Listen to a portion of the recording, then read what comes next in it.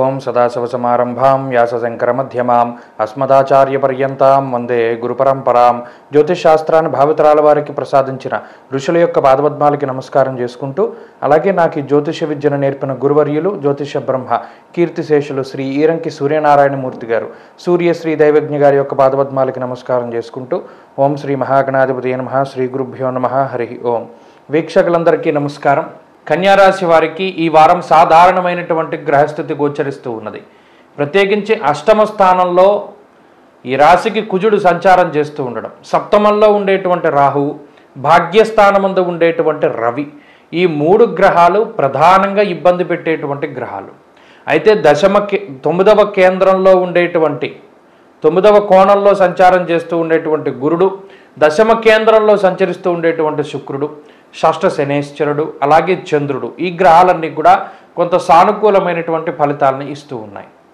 ప్రత్యేకించి కన్యారాశి వారికి ఏ విధమైనటువంటి సమస్యలు ఈ వారం వస్తాయి అంటే మాట పట్టింపులు, అలాగే ఆధిపత్య ధోరణికి సంబంధించినటువంటి విషయాల పట్ల మాత్రమే కొంత ఇబ్బందులు వస్తాయి.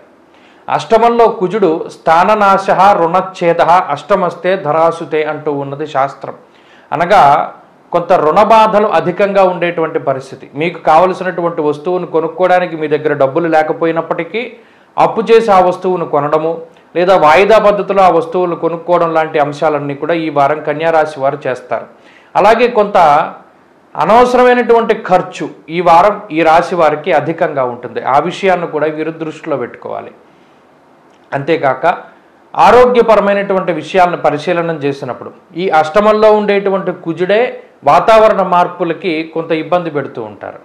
అధికమైనటువంటి వేడి, శరీరంలో ఆ తీవ్రత పెరిగేటువంటి పరిస్థితులు, ఉడుకు జ్వరాలు రావడం, లేదా స్కిన్ ప్రాబ్లమ్స్ రావడం, లేదా మరే ఇతరత్ర ఇబ్బందులు, ఇవి తాత్కాలికమైనటువంటివే. కానీ దానివల్ల దినచర్యలో కొంత ఇబ్బందులు పాలయ్యి దినచర్యను మార్చుకునేటువంటి పరిస్థితి, ప్రణాళికాబద్ధమైనటువంటి జీవనాన్ని ఈ వారం కొంత గడపలేకపోతారు.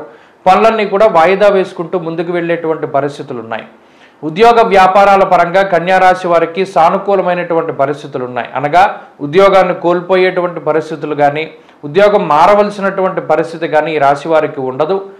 ఉద్యోగంలోనే ఏదైనా చిన్నపాటి ఒడిదుడుకులున్నా కూడా ముందుకు సాగేటువంటి వాతావరణం ఈ వారం ప్రస్తుతానికి కన్యారాశి వారిలో కనబడుతూ ఉన్నది.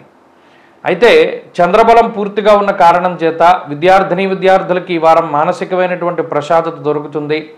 అలాగే ఈ రాశి వారికి ప్రత్యేకించి ఈ వారంలో ఆర్థిక లోటు అనేటువంటిది కనబడడం లేదు, కానీ ఖర్చులు మాత్రం కొంత ఎక్కువగా కనబడుతూ ఉన్నాయి.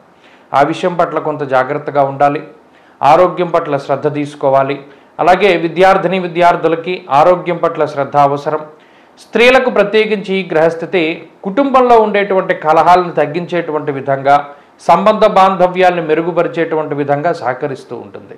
కన్యారాశి వారి వారం మరింత అనుకూలమైనటువంటి ఫలితాలను సాధించడానికై సుబ్రహ్మణ్య ఆరాధన చేస్తూ ఉండడం చెప్పదగినటువంటి సూచన. ముఖ్యంగా మంగళవారం నాడు కందిపప్పు దానం చెయ్యండి, మంచి ఫలితాలు సంప్రాప్తమవుతాయి. ఈ వారంలో కలిసి వచ్చేటువంటి రోజు శనివారంగా చెప్పవచ్చును.